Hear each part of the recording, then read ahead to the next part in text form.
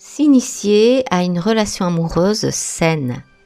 Les gens veulent être respectés, mais ne se respectent pas eux-mêmes, dixit Bruno Lallemand.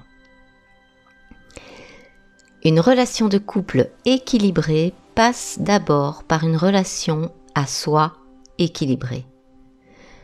Nous aspirons tous à vivre une relation de couple harmonieuse et parfois même, avec la meilleure volonté, on n'y arrive pas. Pourquoi ? Nous avons été programmés, sans en prendre réellement conscience, par nos modèles, parents, grands-parents, qui ont façonné notre subconscient d'une relation de couple qui est parfois loin de la réalité.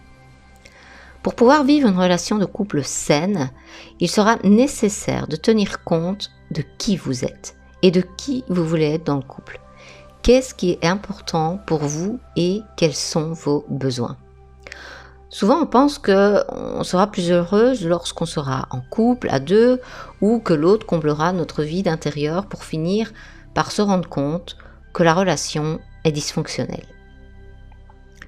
Je ne prétends pas avoir la recette magique, je ne peux que vous transmettre la méthode qui a fonctionné pour des couples qui ont trouvé l'harmonie dans leur relation.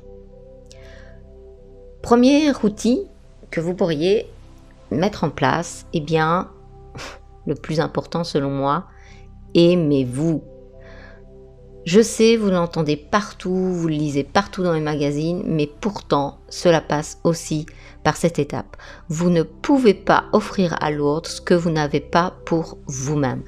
Si vous n'avez pas d'amour pour vous, que vous êtes en carence, vous aurez des attentes et risquez d'être déçu.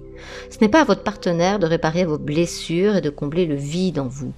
Pour pouvoir être aimé des autres, et ce depuis notre plus tendre enfance, nous nous sommes adaptés à ce qu'ils attendaient de nous. Être gentil, parfaite, faire telle ou telle étude, etc. Pour recevoir en échange de l'affection, de la reconnaissance, de l'amour que nous sommes allés chercher à l'extérieur. Et nous nous sommes donc déconnectés de qui nous sommes réellement.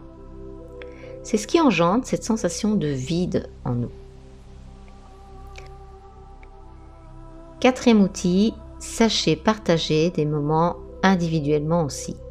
Pour mieux profiter de vos moments à deux, c'est important aussi d'avoir des moments seuls ou avec vos amis ou votre famille. Si votre partenaire doit s'absenter, profitez-en pour vous occuper de vous. S'il va voir ses amis, faites-en autant. Respecter l'espace de chacun renforcera votre confiance et votre harmonie de couple. Cinquième outil, soyez authentique. Soyez vous-même. Ne jouez pas un personnage et acceptez l'autre tel qu'il est aussi. Bas les masques. Sixième point, voyez l'autre comme un miroir pour pouvoir travailler sur vous et vous améliorer.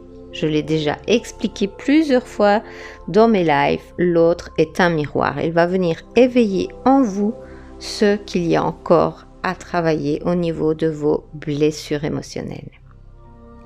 Septième point, apprenez à bien communiquer. Prenez conscience de la situation lorsque vous êtes en conflit, par exemple. Mettez-vous au calme et pensez à cette théorie du miroir, justement. Premier point, observation. Comment je me sens? L'émotion ressentie. Qu'est-ce que vous lui reprochez? Trouvez cette part en vous et une fois que vous avez trouvé, allez parler à votre partenaire, montrez-lui votre vulnérabilité et demandez-lui ce que lui a ressenti, son analyse. Mais n'insistez pas s'il ne souhaite pas en parler à ce moment-là. Laissez-lui le temps aussi pour s'exprimer au moment où lui en aura besoin. Et le huitième point, qui n'est pas à négliger non plus, une vie sexuelle épanouie.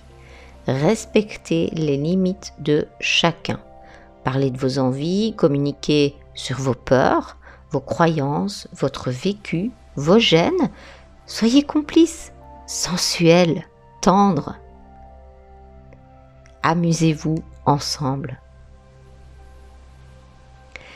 Si vous souhaitez être accompagné pour cette transformation et apprendre à être une femme accomplie, je vous offre un appel révélation d'1 heure pour faire le bilan de votre situation et voir si je peux vous aider et déjà vous donner quelques clés.